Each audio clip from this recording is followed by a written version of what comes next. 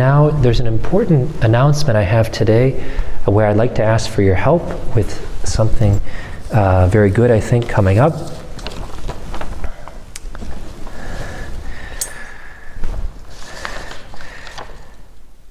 So first of all, let me begin by thanking each one of you. Some of you have been praying from the very beginning in this Our Lady of Fatima Rosary Crusade. For those who have joined along the way, for anyone who's praying with us for the first time, know that you're not alone. If you're joining us for the very first time, you're united with Catholics all over the world. And LifeSite News began this Rosary Crusade when the COVID-19 crisis was just beginning. And the last couple months have revealed, or let's say highlighted, a depth of crisis in our society and even within the Church. And so going forward for this crusade, I want to ask for your help. First of all, to clarify, this Rosary Crusade, this Our Lady of Fatima Rosary Crusade is indeed continuing.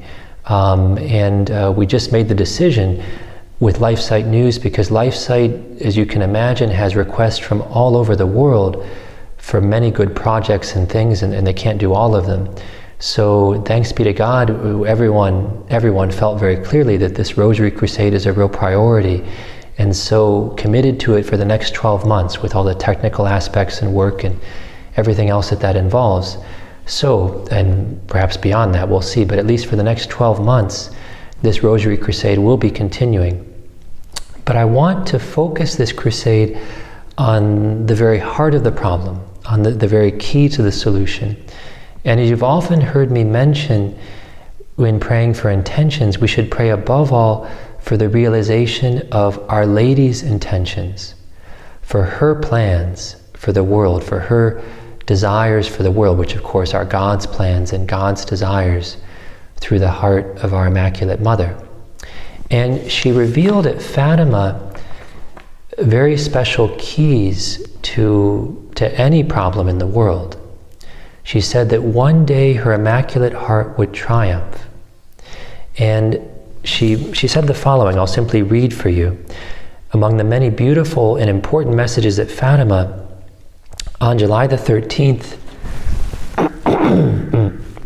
excuse me, on July the 13th to the 3 young children, she asked them first of all to continue praying the Rosary every day in honor of Our Lady of the Rosary. That's the title she chose at Fatima. In order to obtain peace in the world and the end of the war, because only she can help you. So first of all, to pray the Rosary every day. And then after showing them that very important vision, terrible but very important vision of hell, she said, you have seen hell where the souls of poor sinners go. To save them, God wishes to establish in the world devotion to my Immaculate Heart. If what I say to you is done, many souls will be saved and there will be peace. The war is going to end. But if people do not cease offending God, a worse one will break out during the reign of Pius XI. When you see a night illumined by an unknown light, know that this is the great sign given you by God, that He is about to punish the world for its crimes by means of war, famine, and persecutions of the Church and of the Holy Father. To prevent this, I shall come to ask for the consecration of Russia to my Immaculate Heart in the communion of reparation on the first Saturdays. If my requests are heeded, Russia will be converted and there will be peace. If not, she will spread her errors throughout the world, causing wars and persecutions of the Church. The good will be martyred, the Holy Father will have much to suffer, various nations will be annihilated. In the end, my Immaculate Heart will triumph.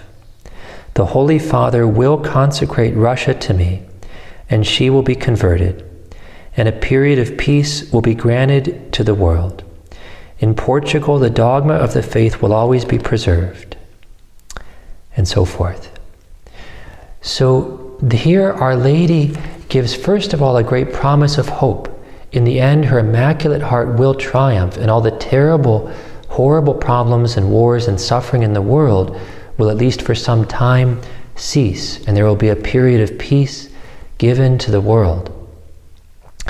But in the meantime, until her requests are accomplished, Russia will spread her errors all over the world, her errors being communism. And as many people have written, that error of communism is still very widely spread. First of all, some countries like China are very explicitly communist, but the error of communism is being spread in many ways, and in my own country, the United States, is not immune to that. And it would be too long to discuss here, but I'll simply say, if you wish to read more, Cardinal Burke, a couple years ago, and then in various other forums, but in 2017, if you were to read his talk in May at the Rome Life Forum, he explains how the consecration of Russia has not yet been done by the Holy Father. Pope John Paul II consecrated the whole world to Our Lady in the 1980s, and there were certain graces that came from that. But what Our Lady asked for, the consecration of Russia, has not yet been done.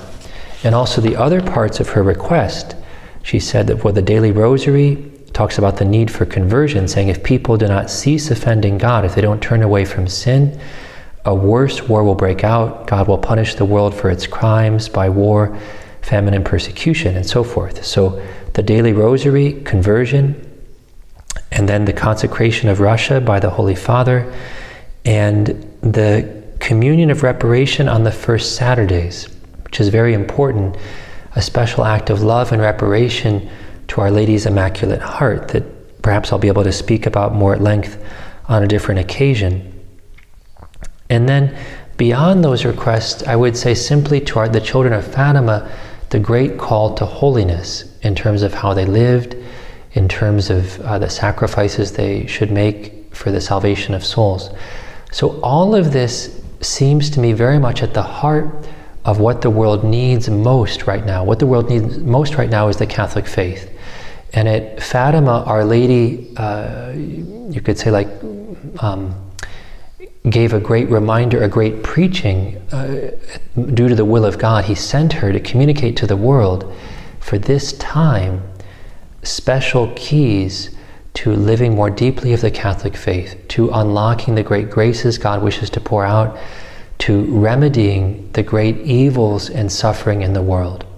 So all of this is to say that going forward, we've decided with LifeSite News, we're going to have the specific focus of this rosary be the accomplishment of the triumph of Our Lady's Immaculate Heart, the fulfillment of the promise of Fatima, and for that, to pray for the realization that that the Church might fulfill fully the requests of Our Lady of Fatima, the daily rosary, that every family throughout the world might pray the daily rosary. And it's a real joy for me to be invited into your homes to pray with your families on a daily basis, for conversion, to turn away from sin, for the first Saturday reparation of Holy Communion, and for the consecration of Russia by the Holy Father. So beginning tomorrow, I'll replace the two prayers I've been saying at the end of the Rosary with a special prayer dedicated to Our Lady of Fatima. So with that, I would finish by really asking for your help, because as I've said before, my prayers are just one out of 2,000 or 2,500 or whatever the number is on a given day of the number of people praying this rosary. There's a real strength in numbers when we're united praying throughout the world, as our Lord promised in the Gospel, where two or more are gathered in my name, there I am in their midst. And so I would ask for you, if you're willing to, if you're able to continue with this Our Lady of Fatima Rosary Crusade, to join me in interceding for the triumph of Our Lady's Immaculate Heart, that more and more families throughout the world might fully embrace and live of the great message of Fatima, and that the Holy Father might consecrate Russia to Our Lady's Immaculate Heart. God bless each and every one of you, and I look forward to seeing you tomorrow for the Holy Rosary.